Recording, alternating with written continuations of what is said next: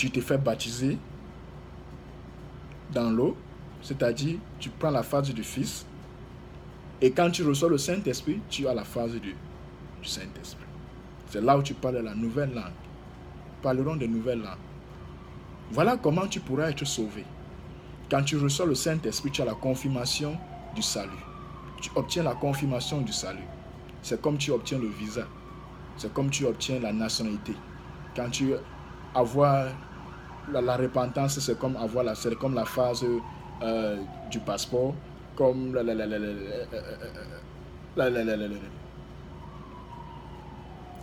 phase du Fils, c'est comme la phase du visa. Et la phase du Saint-Esprit, c'est comme la phase du billet d'avion. Là, tu es garanti de voyager. Parce que quoi? Quand la trompette va sonner, on sera là. Ça veut dire, et après, tous vont ressusciter et certains vont monter dans les cieux. C'est comme un voyage. Est-ce que tu as ton passeport prêt? Est-ce que tu as ton visa prêt? Est-ce que tu as ton billet d'avion prêt pour le royaume des cieux? Nous sommes dans ce pays, Amérique. Est-ce que tu as eu... C'est comme par exemple, quelqu'un qui dresse son asile politique. Tu obtiens d'abord l'asile, et ensuite tu obtiens la green card, et ensuite tu obtiens la nationalité, tu deviens américain. Là, tu peux dire, je suis américain. Est-ce que ton asylum est validé dans le royaume des cieux? Est-ce que tu as la green card du royaume des cieux? Est-ce que tu as la nationalité du royaume des cieux? Si tu n'as pas ça, tu ne fais pas partie. Tu ne fais pas partie de ceux qui sont pour le royaume des cieux. Il faut savoir croire en Dieu. Il faut savoir même croire sans avoir vu.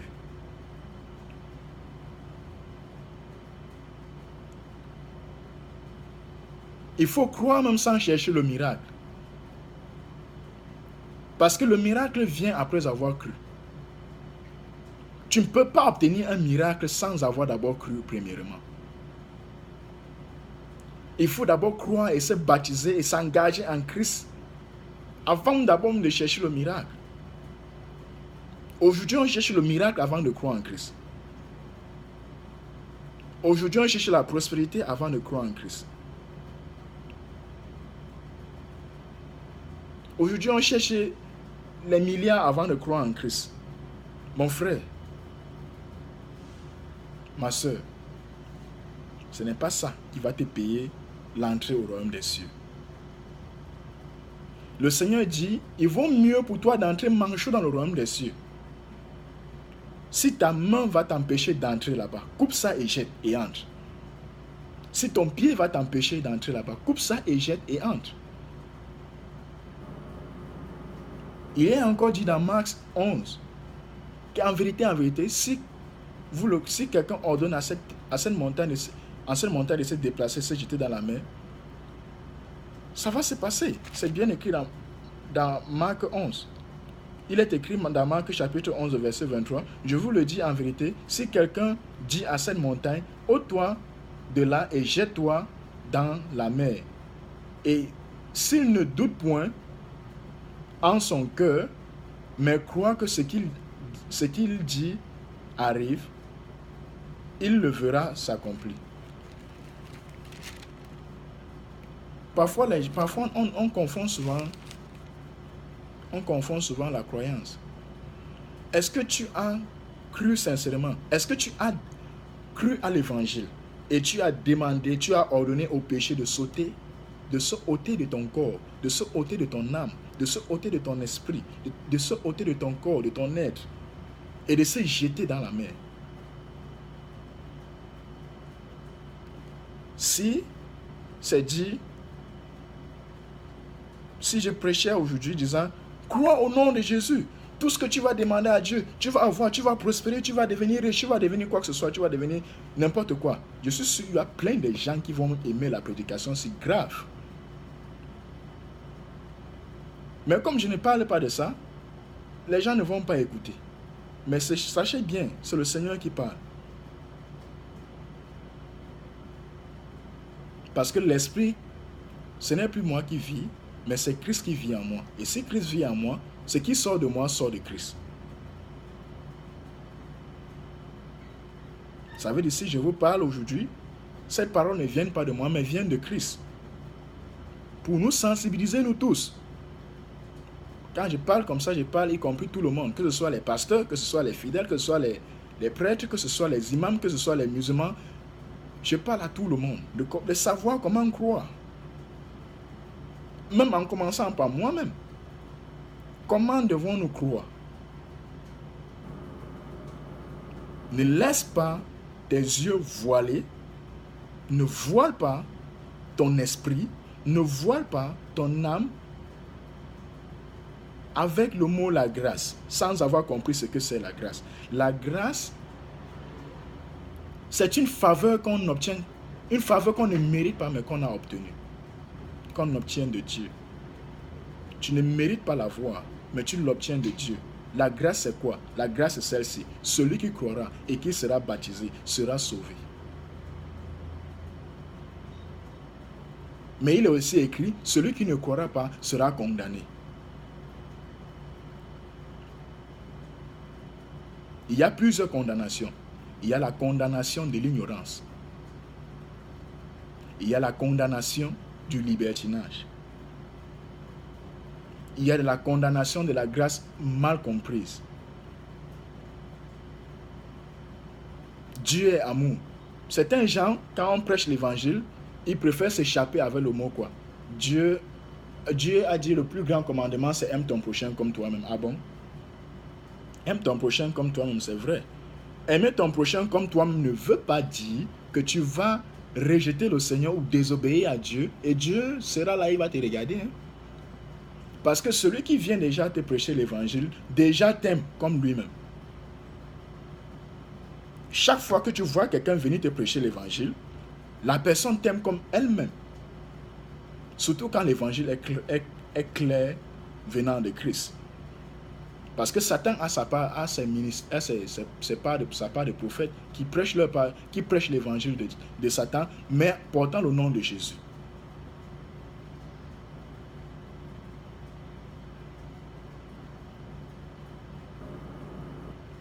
Ne prenons pas Dieu comme un commerce. Nous voulons tout moins cher. Tu vas dans un supermarché ou bien tu vas dans un magasin, tu veux acheter certains produits, tu regardes ce qui coûte moins cher. Parce que tu veux économiser l'argent. Avec Christ, le commerce avec Christ est différent. Christ est comme une marchandise. Disons, je prends un exemple comme une marchandise. Quand on te propose le royaume des cieux. On te dit ce royaume des cieux-ci. Ça coûte 1 milliard. Ça coûte 10 000 francs. Ça coûte 20 000 francs. Ça coûte 200 $. Ça coûte 400 $. Ça coûte 1000 $. Ça coûte 1 million de $. Tu ne vas pas venir négocier avec cet homme que non, comme ça coûte 1 milliard, ou bien ça coûte 1 million de $, j'ai seulement 20 $, ou j'ai seulement 20 000 $. Avec Christ, on ne négocie pas. Ou tu acceptes ou tu n'acceptes pas. La grâce maintenant peut venir dans quel cas? C'est tout ce que tu as. Tu as seulement tes 20 000 $, mais la marchandise coûte 1 million de $. Tu as vraiment besoin. C'est tout ce que tu as, c'est tout ce que tu possèdes. En sortant les 20 000 $, tu n'as même plus rien dans ton corps. Tu es ruiné totalement. C'est là où le Seigneur peut dire en ce moment, donnez-lui la marchandise. Voilà la grâce. Une petite explication de ce que c'est la grâce. Mais tu ne peux pas avoir les 20 000 $ dans ton compte et on te propose le royaume des cieux ou on te propose comme le Seigneur on te propose une marchandise, on te propose le Seigneur d'1 million de $. Tu as 20 000 $ dans ton compte et tu dis non, j'ai seulement 10 000 $. Ah, en fait, si vous ne voulez pas, je m'en vais. C'est mon argent après tout. Quand je parle d'argent ici, je ne parle pas Je ne parle pas d'argent comme le dollar, donc peut-être les gens vont se dire que je parle. Je ne parle pas ici là comment les gens doivent donner l'argent à l'église, non. Je parle ici là de ton état d'esprit. Le Seigneur te propose le royaume des cieux. Il te dit celui qui croira et qui sera baptisé sera sauvé. Au lieu de croire totalement, donner son corps, son cœur à Christ, c'est d'accepter le Seigneur de tout son cœur, de toute son âme, de tout son esprit, de toutes ses pensées, de toutes ses forces. Celui-là va croire à moitié. Regardons Thomas. Malgré que le Seigneur les reprend comme ça, lui, il attend que le Seigneur vienne lui présenter sa main, il envoie dedans pour s'assurer que oui, c'est vraiment lui. Malgré que le Seigneur les a repris. Imaginez-vous l'incrédulité de l'homme. Donc il faut savoir comment croire en Christ, mes frères et sœurs. C'est-à-dire, quand l'évangile est donné, quand la parole de Dieu est donnée, cette parole de Dieu là, c'est comme la marchandise de Dieu qui pourra t'apporter des bénéfices. Quand cela t'est donné, donne corps, âme et esprit, totalement, 100%. S'il faut même 200%, 2000%, incomptablement %, donne à Christ. Donne ton âme, ton esprit, ton corps à Christ. Il y a certains gens qui donnent leur esprit, certains gens qui donnent leur âme, mais certains qui ne donnent pas leur corps à Christ. Cette partie-là, on va revoir ça avec une autre vidéo. Donc il faut savoir donner ton corps à Christ, ton âme à Christ, ton esprit à Christ, ton temps à Christ. Ça fait preuve de tu as cru, tu es baptisé et tu seras sauvé. Mais si tu ne le fais pas, tu ne seras jamais sauvé. Tu seras condamné. Les gens n'aiment pas entendre la condamnation, parler de la condamnation, comment Dieu condamne les gens. Ils n'aiment pas entendre ça. Ils aiment plutôt entendre les faveurs que Dieu fait aux gens. Mais laissez-moi vous dire, Dieu condamne. Et la condamnation de Dieu est une condamnation éternelle. Ce n'est plus la condamnation qui était avant avant que le Seigneur ne vienne mourir sur la croix. Cette condamnation-là n'était pas perpétuelle. C'était une condamnation qui était partielle. Et le Seigneur est venu, il a accordé ce qu'on appelle la grâce en ce moment-là. Ceux qui ont cru et qui étaient baptisés, qui se sont baptisés et ont été sauvés. Mais ceux qui ne l'ont pas fait, sachez-le bien mes frères, sont condamnés. Ceux qui ont vécu le libertinage au lieu de vivre la grâce de Christ sont condamnés. Ceux qui ont refusé d'abandonner certains désirs charnels, certaines choses qui les retiennent de la chair, certains matériels qui les retiennent, que la chair les retienne sur ça, seront condamnés. Donc il faut apprendre à croire. Croire, ça veut dire donner ton nom, ton corps, même ton apparence.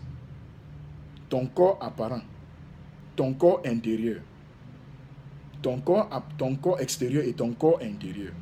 Tu ne peux pas donner ton corps intérieur et ne pas donner ton corps extérieur.